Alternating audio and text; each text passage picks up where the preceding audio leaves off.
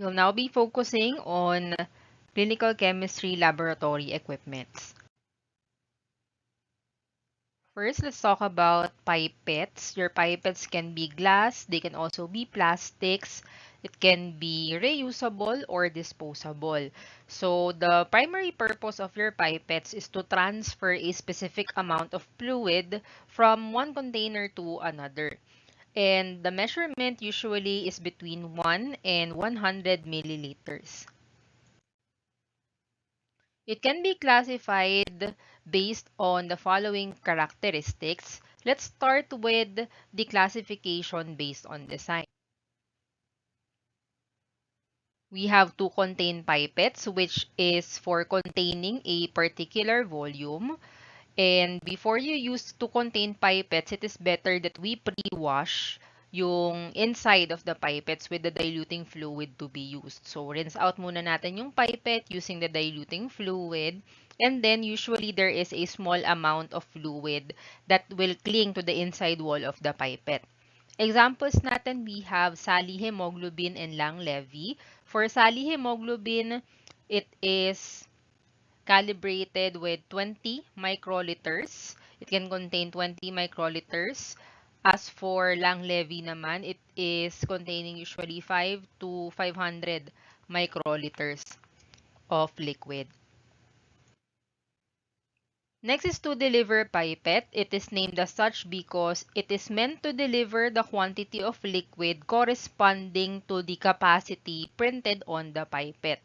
It is designed to be drained by gravity, so more commonly it is self-draining.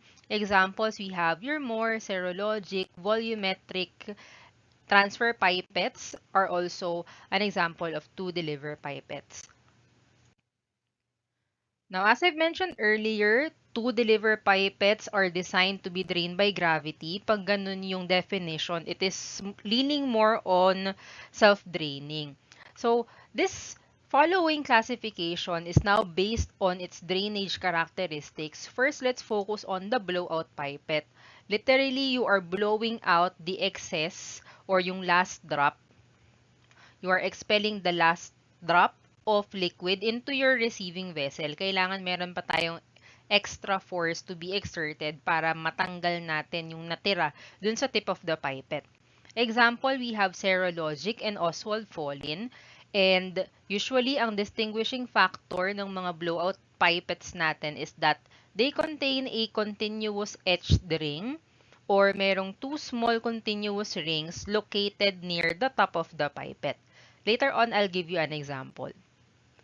Second, we have self-draining. So, self-explanatory din, no? From the name itself, kusa lang siya. You'll just allow the content to drain by gravity, and the tip of the pipette should not be in contact with your accumulating fluid in the receiving vessels during drainage kasi pwedeng decrease ito ng accuracy pag nag-touch yung fluid inside the pipette and then yung liquid sa receiving vessel mo, pwedeng mahatak ng kaunti, no? Yung ating volume to be drained. From the name itself, kailangan i-allow mo lang talaga yung content to be drained by gravity. Kung may maiwan man doon sa iyong pipette, hindi na yan part of the fluid na nailagay sa ating receiving vessels. Example, we have volumetric and more pipette. Now, ito yung sinasabi kanina, no, na merong distinguishing factor or characteristic ang ating blowout pipette. For you to know that it is a blowout pipette, meron niyang continuous na etched ring or merong two colored bands.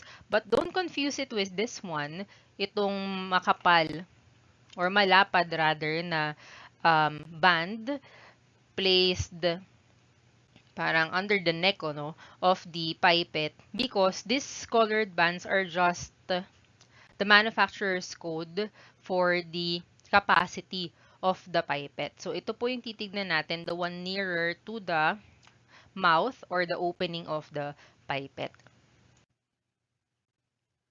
Another example of two continuous colored rings.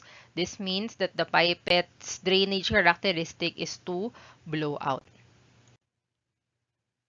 Classification based on use, we have either measuring or graduated or a transfer pipette.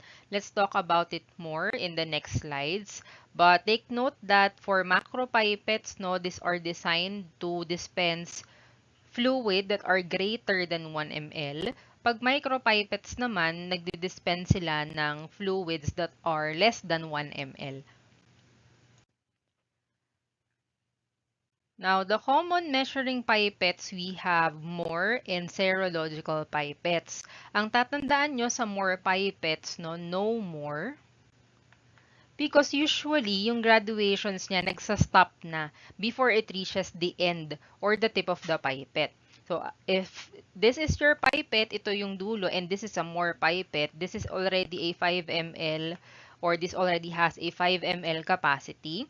Itong volume ng space between the last calibration and the delivery or yung orifice dito, this is unknown, no? So, this space is not usually used for measuring. Kaya ang dinidispense lang natin hanggang doon lang sa ating calibration mark.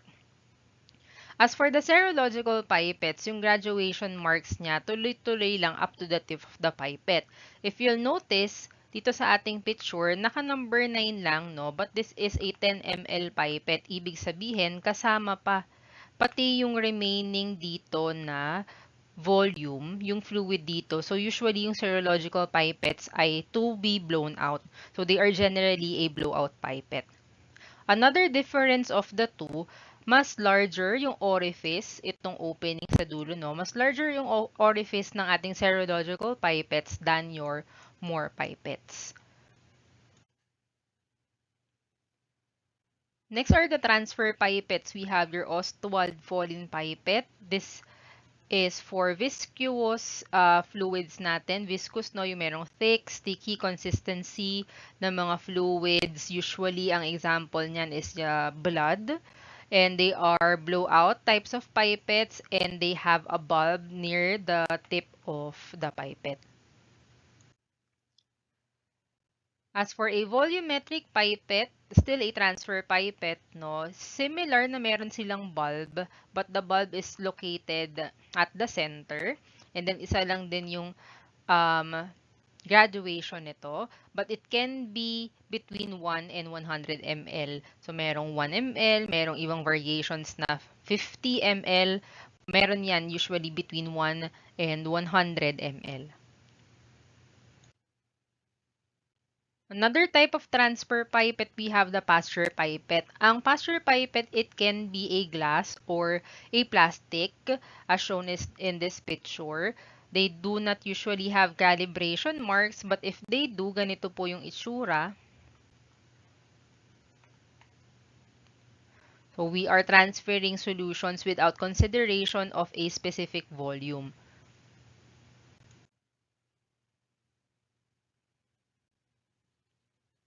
Next, let's move forward to the types of automatic pipette.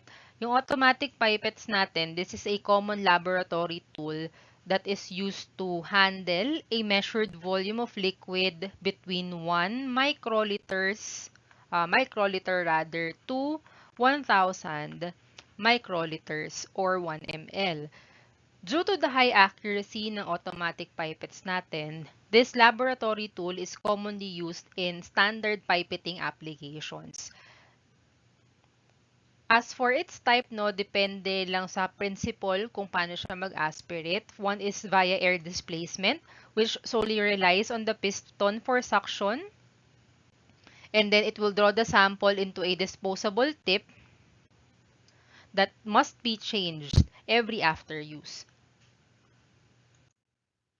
As for a positive displacement type of automatic pipette, yung tip naman nila, yun yung merong disposable plunger that's like a syringe. The plunger directly displaces the fluid with no error. These are known for its accuracy, no? So these are the most accurate type of automatic pipettes, but they are also the most expensive.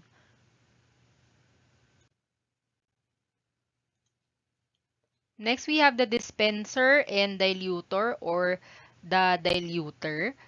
This are still automated equipments that are used to obtain liquids from a common reservoir and it dispense it repeatedly. Yung dilutor, this often combines sampling and dispensing functions. We have different types.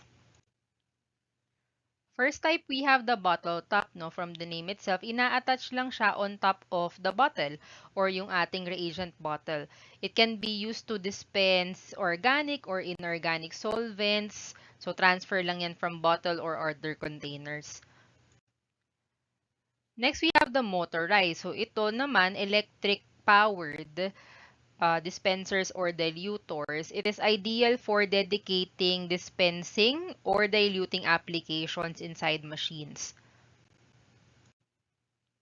Now, pwede rin namang mechanical, no, mano-mano. It can be a handheld type. This is easier to use, basta dapat fix lang yung volume adjustment. It is also lightweight and pwede siya for just one-handed operations. And then the other one is just a variation wherein naka-attach na sa dilutor yung ating dispenser. Ito na yung tinatawag na the dilutor and dispenser system. This one can greatly improve work efficiency in the sample preparation process. So it is usually widely used sa mga analytical techniques such as high performance liquid chromatography or yung ating HPLC, sa GC also or the gas chromatography. What else? Pwede rin sa atomic absorption, and it can also be used for forensic analysis, mining industry, oil sampling, ayan, and ultimately for reagent dispensing. Now, I just included a video regarding the proper usage of your micropipettes. Make sure that you view this. I'll place this as a link na lang, no, in a PDF so that we will save time in this video. So don't forget, please review this because when we go back to face-to-face learning by next week, you will proceed to your return demo. Now, aside from learning how to use micropipettes, you should also learn how to use yung ating glass pipettes na reusable pipettes, no? And before you can aspirate liquids on those pipettes, kailangan meron tayong gagamitin na pipette bulbs. The pipette bulb is used to draw the liquid up into your pipette and there are different types. We have 4. Let's talk about it one by one. First, we have the rubber bulb. This is the most commonly used in the laboratory because of its cost effectiveness. So, pindot lang natin siya, mag-aspirate and release na tayo ng ating liquid. As for your pipette pumper naman, this is characterized to be delivering liquid safely. How? Because it contains 3 valves. The first valve will release air, while another valve will draw in the liquid, and then a third one will regulate and release the liquid naman. Next, we have the pipette aid, which is excellent for use with Westergren at Wintrobe tubes natin for sedimentation testings. And we have here the pipette pumper, which is also easy to use and also accurate because meron siyang specific na volume lang na ina-aspirate, kaya color-coded din siya. Usually, it's just made from plastic. And then, yung kanyang suction na meron niyang knurled na wheel. So, tataas mo lang or bababa. Then, gradual na yung pag-angat or pagbaba ng ating fluid inside the pipette. Now, how do we properly use your pipettes? First, using one hand, you hold the pipette about 8 centimeters below the mouthpiece. And then, using your other hand, squeeze na natin yung bulb and touch the opening of the mouth of the pipette. Make sure that you insert no more than 1/2 centimeter of the pipette into the bulb. And then take note of the placing ha, masanay ng ganito po yung hawak sa inyong pipettes para naka-ready po yung index finger later on when you cover the mouth of the pipette. Now, still maintaining that position, naka-attach po yung bulb dun sa opening ng mouth of the pipette. Vertically placed pa din po. Vertically positioned pa rin ang ating pipette. You place the tip of your pipette, yung pinakadulo, no, into your colored liquid, and then slowly, you will release the pressure on your bulb.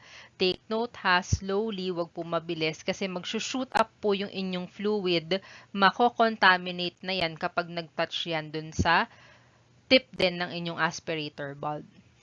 The liquid will be drawn up into the pipette and will form a curved surface against the glass. Now, what do you call that curved surface? Now, that surface is what you call the meniscus. And you just pull the bottom of the meniscus up about 1 centimeters past your desired level. And then quickly but carefully remove the bulb as you slip your free index finger over the tip of the mouthpiece hole. Make sure that you never use your thumb to cover the mouthpiece hole because your index finger will allow better control and will also enable you to hold other items using your free fingers whenever necessary. Still, in that position, naka-cover pa din yung mouthpiece hole with your index finger. You gently lift your pipette out of the solution and then you raise your finger just enough to allow the bottom of the meniscus to line up with your desired graduation mark. And make sure that you're observing that meniscus at eye level. Now, pag properly lined na yung meniscus dun sa desired graduation mark mo, you touch the tip of the pipette, itong tip na to, touch mo lang siya gently on the sides of your container that is holding the colored water. This is just to remove any drops of liquid on the end of the pipette. Itatouch lang hindi ka mag-re-release ng any fluid. Kung meron lang extra drop dun sa dulo, i-touch lang natin dun sa tip of the container before you proceed with the next procedure. Still, in that position, you just keep your finger on the mouthpiece hole. Wipe the sides of the pipette with tissue paper.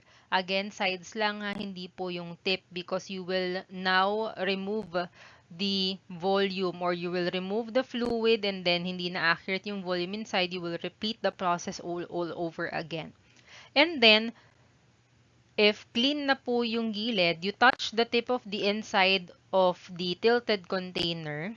Lift your finger off the end of the mouthpiece hole. Pag inangat mo yan slowly, you will allow the liquid to drain out of the pipette. Hold the pipette in this position for a few seconds after it stops draining, and then wipe the pipette again before disposal or clean the pipette with distilled water. Here I also attached the complete video of the procedure that I've explained earlier. Make sure that you review this because when we go back, no, proceed tayo agad sa return demonstration. Now, earlier, I've mentioned about the meniscus. Again, yung meniscus natin, yan yung curve, no? Curve either downward or upward. This is the curvature in the top surface of your liquid. The pipette should be held that the calibration mark is at eye level so that our readings will be accurate. Kapag lower meniscus yan, that is usually for clear solutions. Ito yung tinatawag na lower meniscus. Pag upper meniscus nakapaibabaw. So lower meniscus naka-concave siya.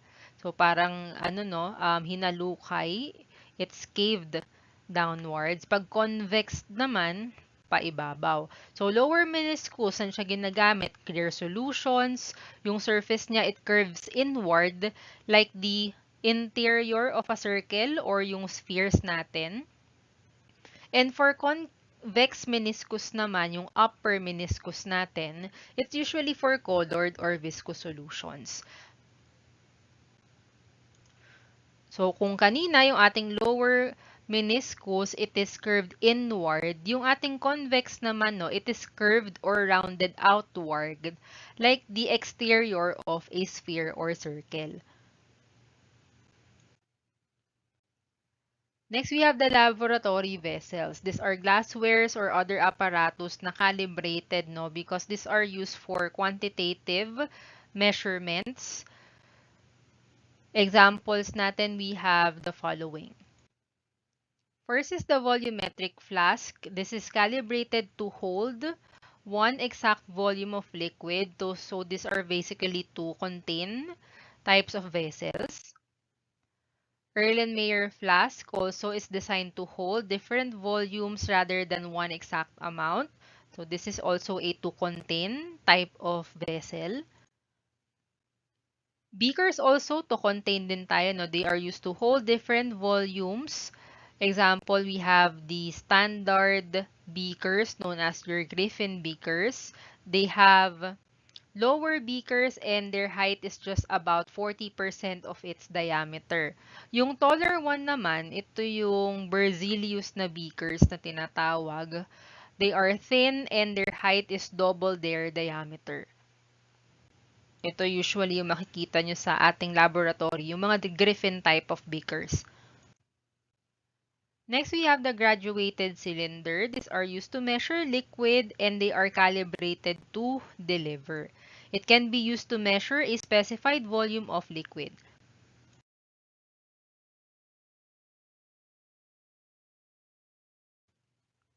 Next is the thermometer. The first type is the liquid in glass. It is named as such because there is a colored liquid, itong red na to, colored liquid or mercury that is encased inside either a plastic or glass material. It has a bulb at one end and a graduated stem. This can measure temperature between 20 degrees Celsius hanggang 400 degrees Celsius in some variations. There are three types of liquid in glass thermometers. First, we have the partial immersion. Kaya partial immersion lang, no, meron lang siyang indicated na line. It should be immersed to the proper height as indicated by the continuous line etched in the thermometer. This is the one used for measuring yung temperature in units such as your heating blocks and the water bath. Yung ginagamit for refrigeration application is the total immersion thermometer. Pag total immersion, it should be submerged to within 1 centimeter of the thermometer column's liquid level for you to have an accurate reading. Surface thermometers naman, these are placed on flat surfaces such as your oven or incubator.